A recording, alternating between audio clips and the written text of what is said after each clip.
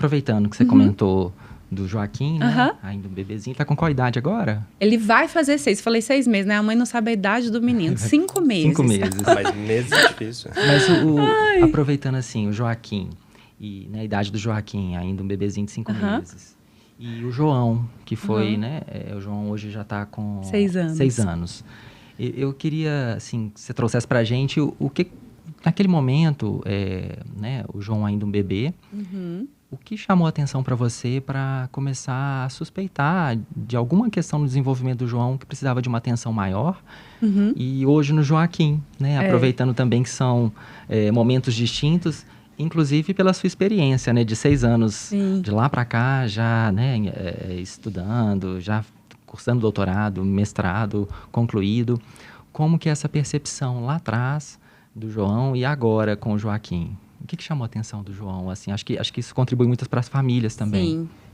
Então, eu digo que eu acho que o João é o caso clássico de autismo e no que a gente vai conseguir perceber em um bebê, assim, de atraso no desenvolvimento relacionado ao autismo, né? Então, o que eu percebi como mãe na época? Logo que o João nasceu, ele tinha um mês e poucos dias, e eu percebia que ele não fazia contato visual nas mamadas. Ele tinha muita dificuldade de olhar na direção do meu rosto nas mamadas. E aquilo já me estranhou, assim, já achei estranho. Eu não estudava, né, a área, não estudava comportamento, desenvolvimento infantil, mas eu tinha uma família grande, eu convivia com muitas crianças. Então, eu tinha uma filha anterior, então eu percebi que aquele comportamento era diferente, era estranho, assim, para um bebezinho. E aí, eu comecei a perceber também, simultaneamente, quase que ele virava o rosto na direção contrária do que a gente estava quando a gente tentava estar próximo do rosto dele, fazer esse contato, né, visual e conversar com ele, que ele se incomodava. Naquele momento, o João já tinha um sono muito alterado, muita dificuldade de dormir. E aí, gente, claro, falando de um recém-nascido. Porque quando eu falo assim, ele tinha dificuldade de dormir, todo mundo fala, mas ele é recém-nascido. E tudo bem, eu entendo que a gente tem que comparar né, o bebê recém-nascido com bebês recém-nascidos. Não tem como comparar com outras crianças. Então, se a gente pensar que o recém-nascido vai dormir aí 1h30, 45 minutos, o João dormia 5. Ele tinha um sono realmente muito interrompido na época que ele nasceu, né? Ele chorava muito por causa de qualquer estímulo que acontecia no ambiente. Um barulho de um cachorro, uma luz que acendia o dia que nascia. Quando o dia nascia, tipo 5h30 da manhã, o João chorava 3 horas sem parar. Ele chorava e nada acalmava o João. O seio não acalmava, balançar não acalmava, conversar com ele não acalmava, andar com ele pela casa não acalmava. Então, isso mobilizou o cuidado da minha mãe, das minhas irmãs, do meu pai. Minha mãe veio morar na minha casa. E, assim, eu já era mãe. Então, eu já tinha experiência em cuidado, né? Então, aquilo tudo me chamou muita atenção. E eu percebi que realmente tinha algo de errado com o desenvolvimento dele muito cedo. Só que eu não sabia o que significava aquilo que eu estava vendo de errado.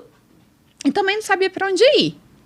Então, eu me senti muito desamparada, assim. Eu me senti desesperada em ver aquela situação e não entender o que aquilo significava.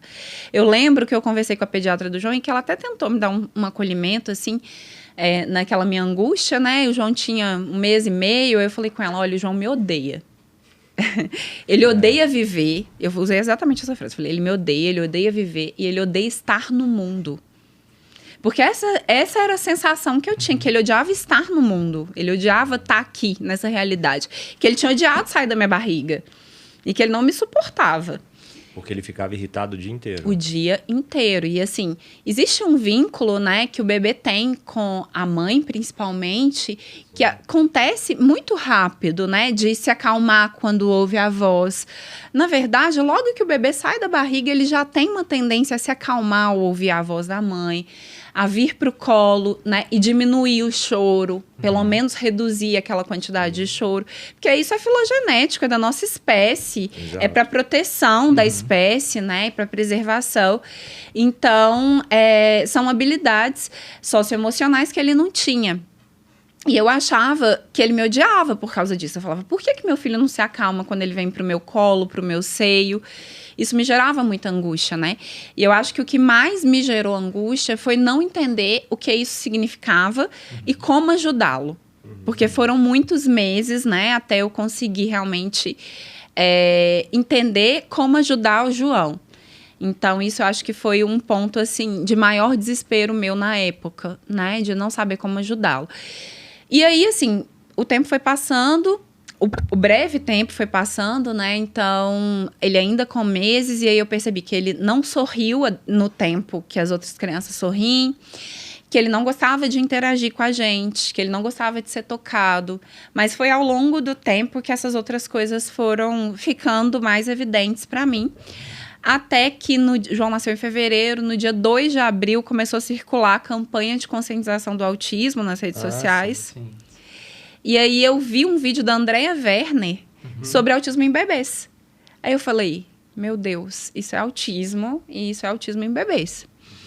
E eu consegui, gente, não sei como, um vídeo do João chegou num grupo de mães de autistas. Eu não tinha rede social, não tinha nada disso. Eu comecei a mandar para pessoas que eu conhecia. Um vídeo dele evitando o contato visual, assim. Falando, gente, o que eu faço com isso daqui? Para outras mães que eu conhecia. E aí, nessa rede de mães, esse vídeo chegou num grupo de mães de autistas em que a Malu estava, né? E ela era, na época, coordenadora do programa de intervenção precoce da UFMG. E a Malu entrou em contato comigo e começou a me dar orientações, assim, gerais pelo WhatsApp. Depois eu conheci ela, eu conheci o programa de intervenção. E aí eu fui procurar médicos, né, para me orientar melhor. Fui numa neuro, depois fui no Dr. Felipe com o João, ele já tinha 4 meses. E aí eu lembro que o Dr. Felipe falou assim, por que você não veio antes? Eu falei... Com 4 meses? Ele falou assim, mas por que você falou que você desconfia desde que ele tinha 1 mês e você só veio agora? Aí eu falei, porque ninguém acreditava em mim. Todo mundo falava que eu tava louca. Eles continuam falando, mas cada dia eu tenho mais certeza do que eu tô vendo. E você conseguiu ir cedo ainda porque você fez um caminho diferente das mães, né? Que as mães começam a se culpar, né? Que é aquela lógica até que o pessoal usava aquele termo da mãe geladeira, que tinha muito a ver com isso, né? A criança dá pouco retorno e a mãe começa, às vezes, a ter também culpa naquilo e se sentir, olha, eu acho que ele não gosta de mim e vai, ou eu tô fazendo algo errado. Então, a mãe também começa, às vezes, a não se sentir apta a dar o cuidado e aí ela parece que é a mãe que não tá cuidando, né? E quando o termo é o oposto. A mãe tá fazendo o papel dela, às vezes, brilhantemente, igual você fazia. Só que a criança não dá o feedback que é esperado, igual você comentou, né? Faz parte da espécie. Você vê lá, qualquer filhotinho, primeira coisa que o cheiro, o som, o batimento cardíaco, exatamente. Todos os contatos primários são sempre vinculados à mãe. Então, quando isso não acontece... É um marco importante para vigiar, né? E observar. E outra coisa interessante na sua fala é que as pessoas ficam muito presas. Às vezes falam assim, mas o meu não dormia bem também. Mas nenhum diagnóstico em psiquiatria é feito por item, né? Exatamente. Feito pelo conjunto dos itens. Então, aí é interessante que você colocou, o né? impacto que causa, né? O prejuízo. Claro, com certeza. Isso é importante também.